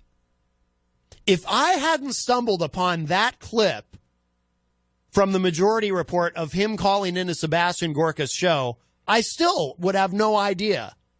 It's just so funny how life works sometimes, just pure happenstance. But, and there's no way to directly message people through YouTube. And I couldn't find him on Facebook, but I was able to find him on Twitter.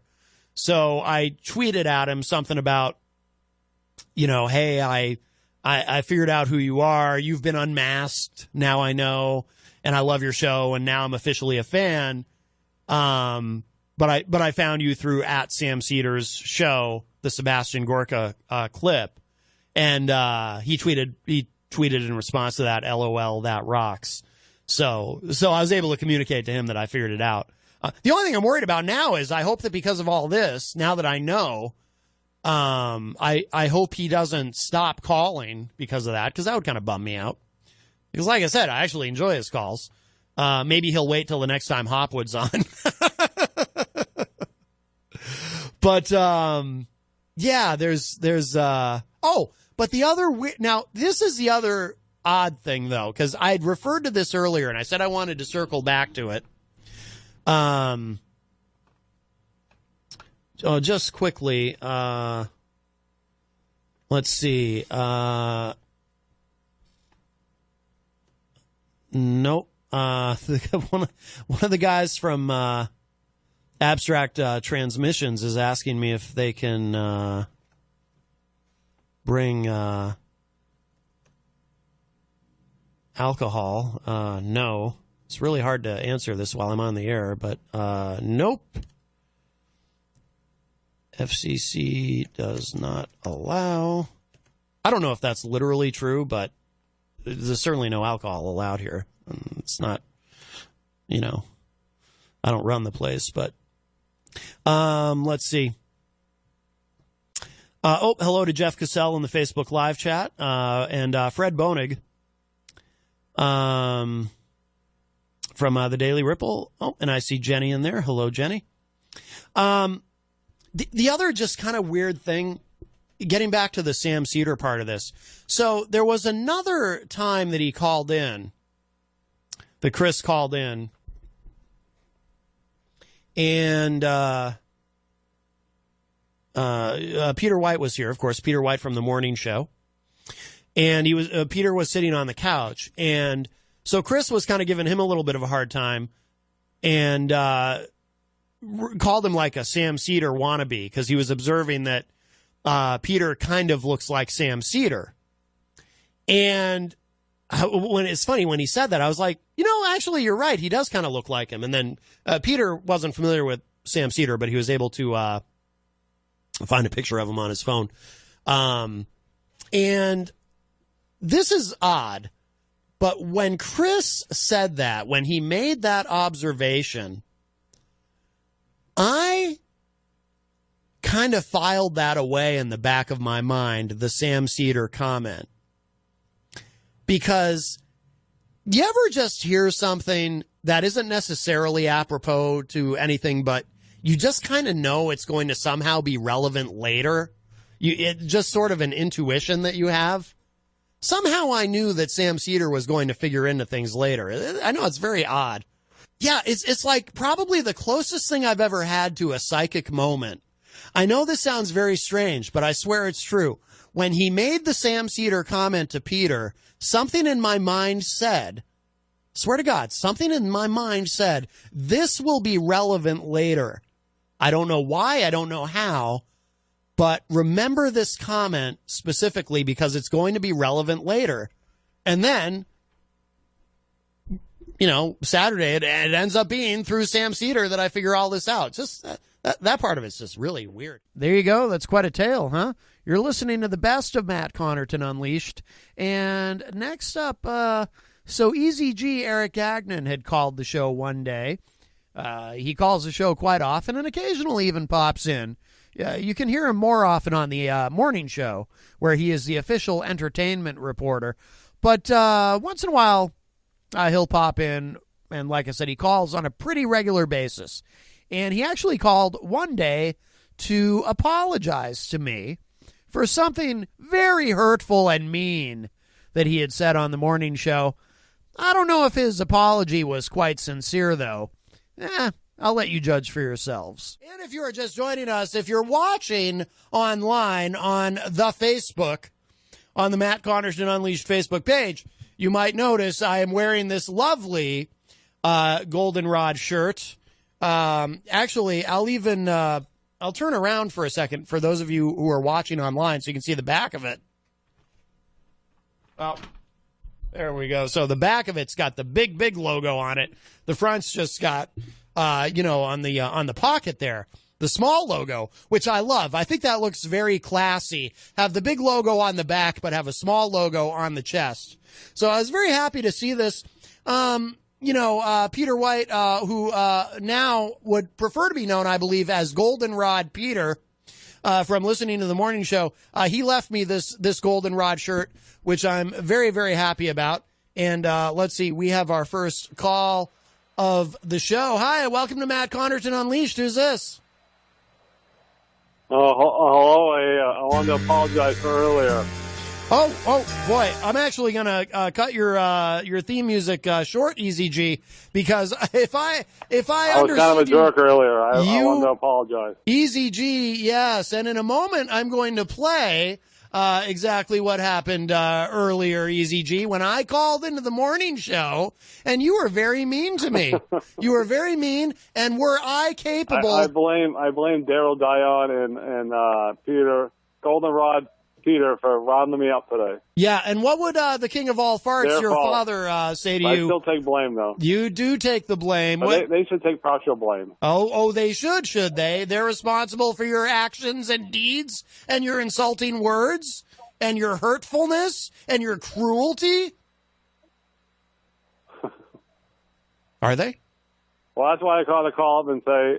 to blame them? Sorry for what I said. Okay, even though it's not It takes a strong man to say they're sorry. Oh, and a self-congratulatory one, too, in this instance, apparently, Easy G. Well, please allow me to not only accept your apology, but congratulate you on your strength, because you're such a big, strong man. Yeah, By the way, my boss heard the whole show this morning. Oh, your boss at He Greenland? thought it was quite interesting. Yes. Your boss, Nicole? My boss from whom you Greenland. speak of, yes. But he's definitely going to check into getting some shorts because Peter, Goldenrod Peter and Daryl Dion said they would wear some official Creamland shirts on the morning show. Oh, yeah, me too. Yeah, sure. So maybe I can convince her and twist her around to get a shirt for you. Yeah, what size do you take, Matt? We're all going to totally do that. Yeah, sure. I can wear either a medium or a large. I'm flexible that day. It depends on my. I'll see if I can get her a large Creamland shirt. Would you wear it on the air if I get you one? Oh, sure. Yeah, of course. Yeah. It depends on my water intake that day, what size I wear, if I'm retaining water or not. You understand, EZG. I can barely hear you for some reason. Yes, I noticed that when I called the morning show. To fall apart. It is difficult to hear, yes. But please, by all means. I'm going to try to get you one. Hopefully you'll wear it on the air. Yes, hopefully I will. Goldenrod, you should support the other store called Creamland. Oh, of course, yes, of course. Why wouldn't I? So I'll see what I can do to get you a nice free Creamland shirt. When my boss says that her shirt is better than Goldenrod. Those are some big words. Those are some big words from your boss. So on that note, I'll leave you and have a great show. All right, EZG. Thank you. All right. Well, that was nice. You know, I've never, this is a unique experience for me. I've never had someone apologize to me and then in the same breath congratulate themselves for apologizing to me. That's wonderful. Now that I'm thinking about it, though, I think that I saw on Court TV or something. Is that even still a thing, Court TV? I think that's probably long gone. I think years ago I did see something once where someone had committed a terrible crime against someone's family, and then they said to the judge, you know, I'm really very sorry about this. And by the way, it takes a very strong person to apologize. So let's see. I'm going to play for you in a moment. Here we'll introduce our guests, and then I'll play for you exactly what it is that happened on the morning show that EZG was calling to apologize for, and then congratulated himself for apologizing for. But the Honorable Gary S. Hopper is here. Man, I didn't know you were going to be here, and I don't think my microphone's on. Yeah, it is. It is? Can you hear me? Yeah. I can't hear me. Can you hear me? Yeah. What's your name again? My name is Matt. I can hear you great. This is my friend Seal. Hi, Seal. Well, it's not my friend. I actually just met him outside. I was panhandling again. Sure. So I was panhandling, and I was asking for money because I was hungry, and people look at my belly and just kind of laugh and walk on. He actually gave me a quarter and said, go call somebody who cares. So right. He was the first person to actually give me money today, so I thought I'd bring him up and do the show. I don't think you can call someone with a quarter anymore. You can't. I don't think so, no. Oh, all right. That's the truth. I would never lie about that. I would hope you would never lie about that. No. Well, we might have to ask you more about that in a moment, but do you ever listen to the morning show? No. Someone terribly hurt my feelings this morning. Whoa. When did you develop feelings? Here's the thing. Were I capable of normal human emotion, yes, I would have wept profusely. I would have wept a river. A river. I would have wept an ocean.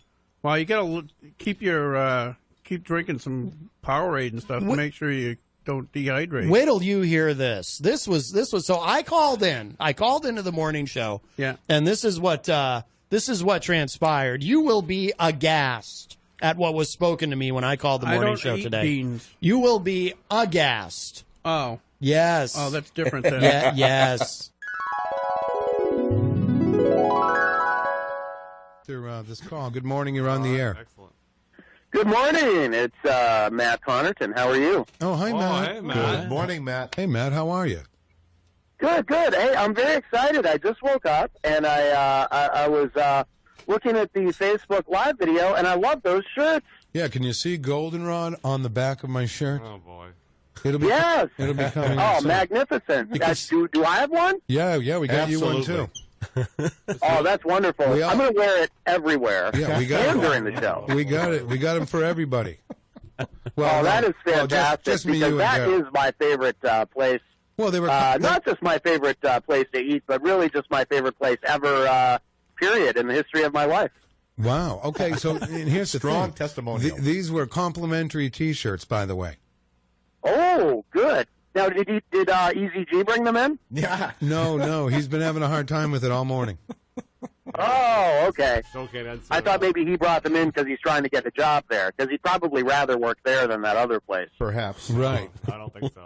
Well, what are you going to do in October when the place closes? You're going to want to go down to Goldenrod and tell them you have some experience, and if you're lucky, they may hire you. No, I'm not going to. You know what? That sounds like a great idea. Right.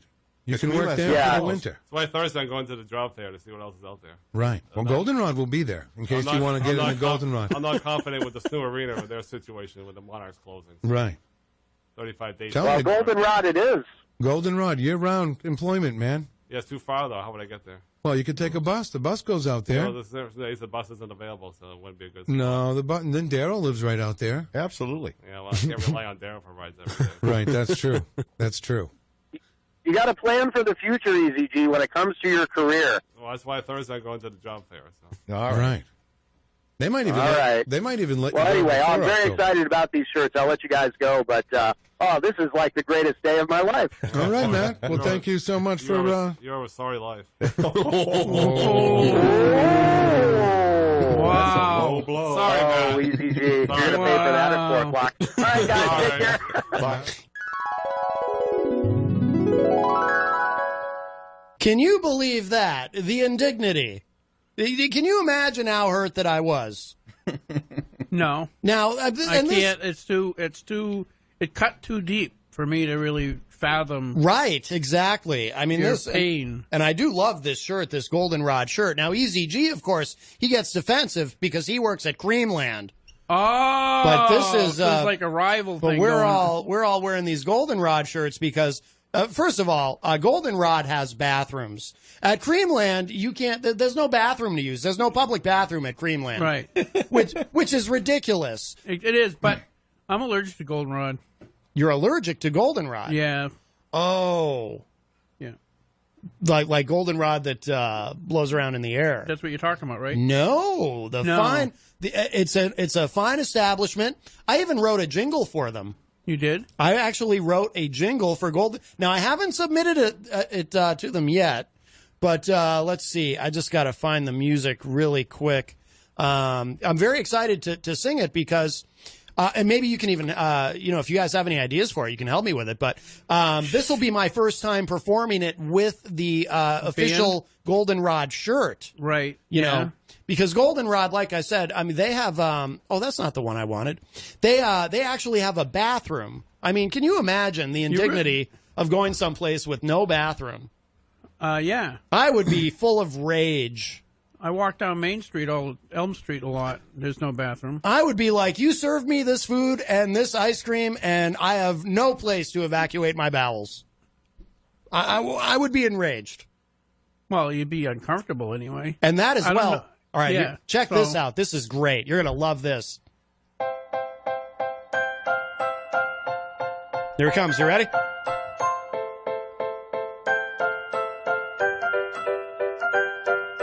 Goldenrod, I really like your food and your ice cream. So much better than Creamland. So much better than Creamland.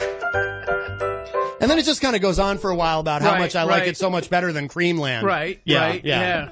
So there you go. So that's my jingle. I don't know for why Goldenrod. they haven't called you up and said, "Hey, no, we want to use this and put it on, all over different TV stations." Right. Well, that's why I haven't approached them. I'm waiting for Can them you get like to a come recording, to me. like that short recording of what you just did, so I can have it on my show tomorrow night? Oh, that's a great idea. It is a great idea. As long as you give me credit. I don't want them coming to you and being like, hey, the Honorable Gary S. Hopper, you got the guy that did the Goldenrod jingle? And I'll say, nope, that's me. That's me. I'll take credit. Oh, yeah. Well, as a politician, as you know, I do take credit for everything that is good. Well, it is part of the gig. Yeah. Right, pretty right. much. Yeah. Like if it's sunshine out. Yeah, you're that's welcome. all you. That's You're all welcome. you. I'm thinking about adding a part 2 like, Goldenrod, I really like that I can use the bathroom and not go into the woods like some weird woods person after I eat there. There's no woods at Creamland. Oh, no. No, so you don't even have that option. What do you have to? What do you have to bring a bucket with you? Yeah, pretty much. That's disgraceful. I can't even believe it. You just have to finish your bucket of chicken quick enough so that. Wow. Oh, I see. Get it? So it's like so basically they're recycling. So it's like dual purpose. Yeah, dual. Yeah. Right, Anyway. right. Oh, that Easy G. Well, I suppose no best of would be complete without a completely unexpected, seemingly random phone call from Dead Elvis. So here's that. And I am a wise butt. Thank you. Yes. Thank yes. you very much. Thank you very much. Yeah, there's worse things than a wise I butt. definitely, I have a swamp ass. I mean, that would be much worse. When are you having Dead Elvis in here? I heard Dead Elvis is going to be in here soon. Dead Elvis? Yeah, as a guest. Dead Elvis? Has he gotten off the chain gang already? I think Dead Elvis is going to be calling in here soon. Cool. Okay. Yes. Lord, oh I heard somebody told me. I think somebody from the morning show told me that Dead Elvis is going to be calling in here soon. I would love to talk to him. Yeah. I mean, Burning love. Why would I don't know. I just heard in conversation that Dead Elvis is a fan of Matt Connarton Unleashed, something or other. Okay. It was in conversation out there. I think somebody from the mortgage company was talking about it. Really? It was a rumor, so. He's still a panty wetter, Dead Elvis. Well, I don't know. He is. I don't know. I mean, he's kind of dead. Yeah, he's dead. Yeah. I don't think anything wet's coming out of him. You spent 21 years. It's not his panties that are getting wet. You spent 21 years on Norm's What show. is he talking about? I don't know. He's talking about Dead Elvis, Right, but it's not his panties that are getting wet? No, he's an inducer of wet panties. Not anymore. He's dead, man. Yeah, he's dead. Here's a guy that was 24 years on Norm the Psychic show, and you're telling me anybody's truly dead? How many people dead Well, did you interview on that that's- damn show of 35 years? That's a good point. It was not unusual. Actually, his show's on right now on Channel 23. It's not unusual for him to It's see not entities. unusual. Norm. That's Oh, fake. he's on right now downstairs? That's fake Tom yeah. Jones. We got time for one more quick call. Hi, A welcome to Matt quickie. Connarton Good Unleashed. afternoon, Who's this? Quickie. Hello, it's Dead Elvis. It's Dead Elvis. Oh, Dead Elvis. Is that wow. Dead Elvis? We'll do some shake and groove. Oh, yeah, Dead Elvis. Dead Elvis. I Wow. told you. You did. I had no idea. Well, it's wonderful to What can I speak to do you. for you people? What can I do? Well, how does this work, Dead Elvis? Like, are you communicating? Are you I can communicating move, with I us? can shake, I can do it all. You Dead Wow. Elvis. All right. Well, I guess. Can you still wet panties in the audience? I'm having a hard time hearing you, but I can do oh boy. So I think he's having the same issue that our last caller was having. There's a problem with the phone lines. You like and you know hound what? dogs? I love hound dogs. I tried calling the morning show this morning to speak with Peter and play some And I fun like and hot games. dogs and hound dogs. And What do you like? I was having a hard time hearing them too. So I like burgers. Elvis, let me ask you something. Is there wireless? I think he hung up. In heaven? Wireless? Oh, he hung up. Dead Elvis. So you had to get back to. You really think he's in heaven? Yeah. I think he's burning in hell. Yeah. Elvis burning love. Elvis made a lot of people happy. He did. So what if he used to do lots of drugs and beat women up? And Hey, he had a badge that Nixon gave him. He was so a what if he was federal a drug completely czar. horrible human being? Right. Yeah, so what? So what? So what? I remember a story of Sybil Shepherd slept He's saying with him, hound dog. and she woke up and Elvis had voided his bowels in bed because he was in like a drug-induced coma. Oh, that definitely gets you in hell. Yeah. You're in hell if you do that. That's an automatic. Then she moved on, to Peter Bogdanovich in the Last Picture Show. So it was a win-win for everybody. Yes. Wow. All right. He of the loose bowels. Right. You know yes. who was a big dickhead? Is you got to go to YouTube and watch some of these Jerry Lewis clips of the of the telethon. Just go watch some of those, folks. I know there's many people out there that think Jerry Lewis was a saint. He was the biggest a-hole on the planet, and you can just go find Jerry Lewis unedited clips of the telethon. There's like medleys of these that people put together. Oh, yeah. On YouTube of Jerry being mean to his staff. Yeah. Live on the telethon. Oh, yeah. Insulting children in their wheelchairs, man. Yeah. live on the telethon. Yeah. And I don't know if it's because he was exhausted after the 17th hour. Probably. Or what, but he was a dick. Yeah. A dick. Check it out on YouTube. Probably the Reds he took. We got to go. We are absolutely out of time. Fun, action-packed show today. If you missed anything, WMNHradio.org. In just a little bit, we archive all the shows there. Thanks, guys, and we got to get out of here. Goodbye, everybody. You ain't nothing but a hound dog, crying all the time.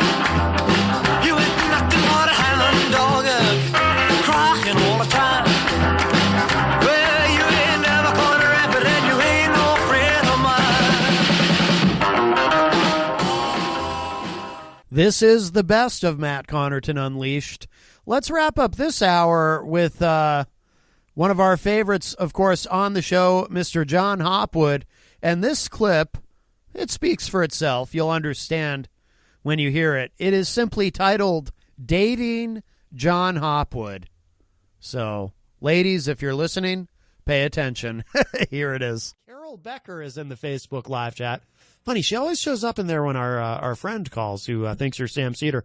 Carol says, hello, Matthew. I am back online off of my hiatus. That is wonderful. You know, Carol is supposed to be going out on a date with John Hopwood at some point. Oh, boy. Yeah. Now what a catch. She is warm for his form, if you know what I mean. Wow. Yes, indeed. I hope he doesn't have anything. I don't think he does. For Carol's sake. Jenny says, sure, it was a match game. Sure, Pete.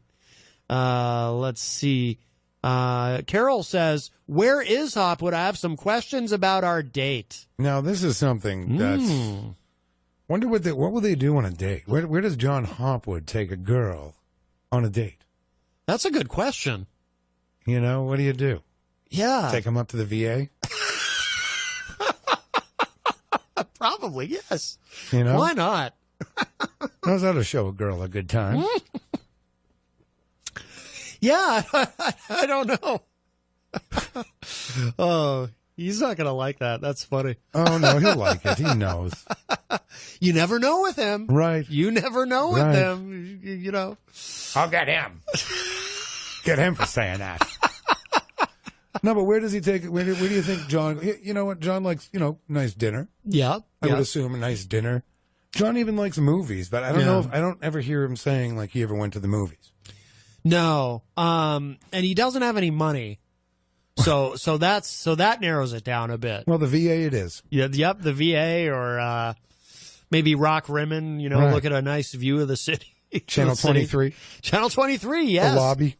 Oh, yes. Or Right. he could have her on his show.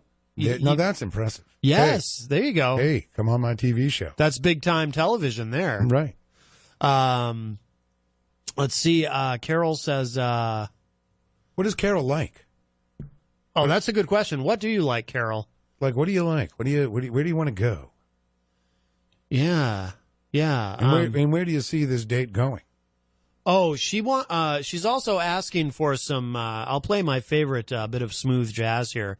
Carol Becker is requesting some smooth jazz, and I think it's because it reminds, it's romantic. It reminds her of John Hopwood. Really?